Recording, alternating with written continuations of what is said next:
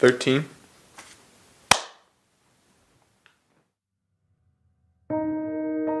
Chris Williams, C-H-R-S-W-I-L-L-I-A-M-S. Em 9 de fevereiro de 2007, minha família foi atingida pelo carro dirigido por um adolescente bêbado.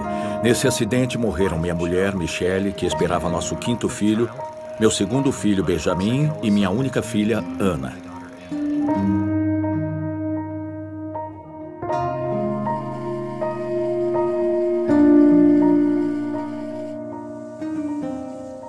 Para nós, aquela era uma sexta-feira normal. Nos divertimos bastante. Fomos jantar fora. Meu filho mais velho tinha saído com os amigos. Vi os faróis de um carro vindo em minha direção numa velocidade incrível. Tentei desviar, mas não deu tempo. Ele atingiu a lateral do nosso carro. Olhei à minha volta e vi minha mulher, vi seu último suspiro e tive vontade de gritar e chamá-la de volta.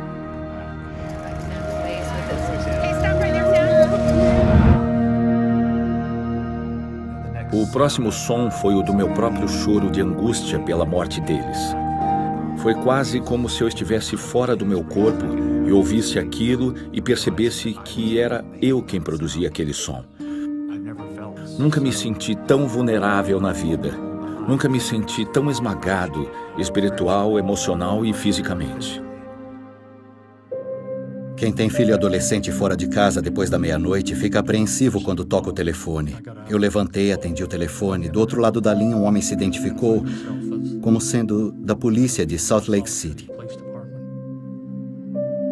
Ele disse que nosso filho Cameron estava bêbado e que tinha se envolvido em um acidente, mas estava bem. Ele disse que nesse acidente 3 pessoas morreram.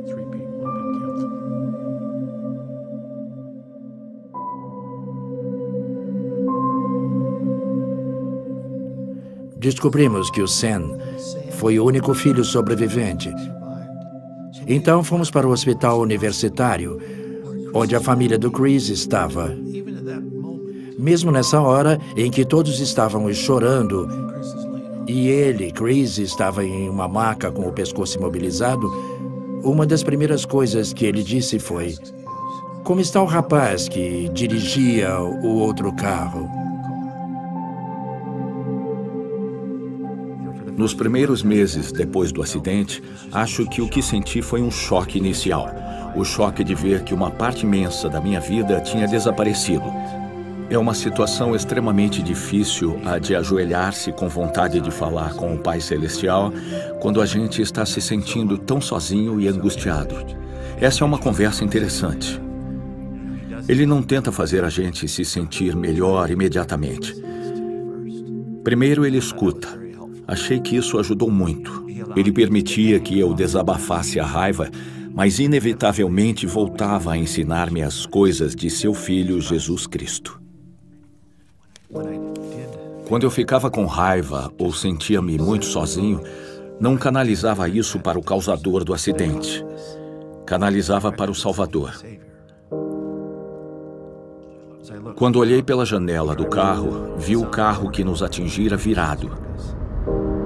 Eu ainda não sabia nem compreendia o que tinha acontecido, nem quem fizera isso conosco, nem qual era a situação. Só me lembro de sentir que eu precisava deixar isso tudo para trás.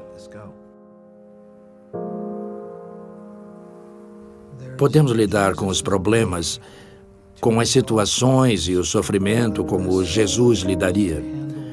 Ou podemos lidar de alguma outra forma. Acho que Chris aprendeu isso cedo na vida. Então, quando a hora chegou naquele carro, acho que ele havia decidido há muito tempo como agiria em uma situação assim.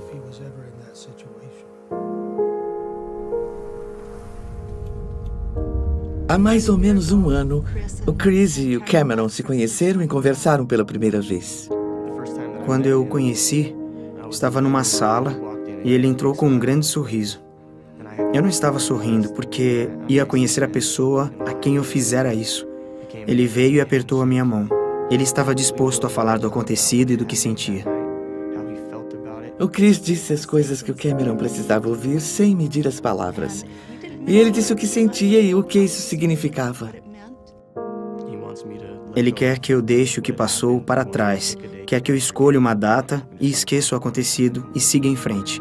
Deixe isso para trás completamente. Não dá para explicar. É um sentimento imenso de gratidão, de força, que sinto quando o vejo. E quando vejo como ele agiu nisso tudo. Fomos ao funeral. E depois um de nossos vizinhos, que também esteve presente, veio para mim e perguntou: "Você já leu o artigo sobre o Chris?" O artigo era sobre o perdão. Uma emoção intensa me dominou. Foi como se uma torrente lavasse o desespero da minha alma. Saber que havia alguém capaz de perdoar assim foi uma experiência libertadora. A de saber que ele era capaz de reagir assim.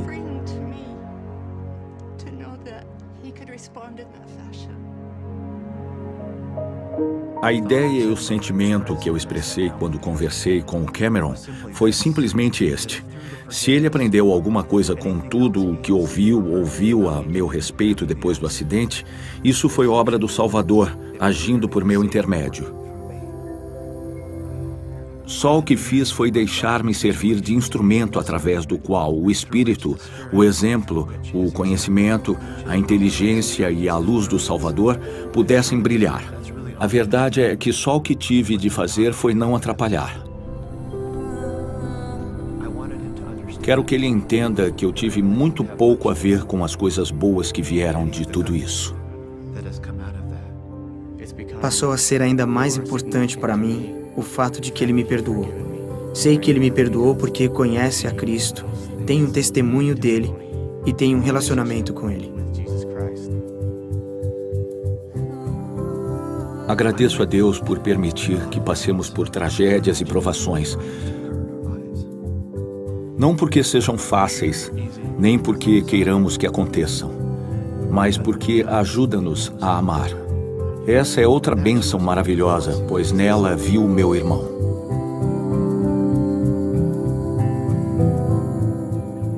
Foi para conhecer o homem de dores, experimentado em sofrimentos, como eu conheço, que estou aqui.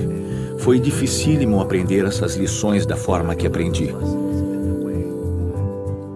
Mas essas crises de tristeza sempre acabaram com a certeza e a esperança de que um dia eu venha vê-lo como ele é. Um dia, com sorte, serei como ele é. Um dia, voltarei a estar com minha mulher e com o restante da minha família. É isso que me sustém.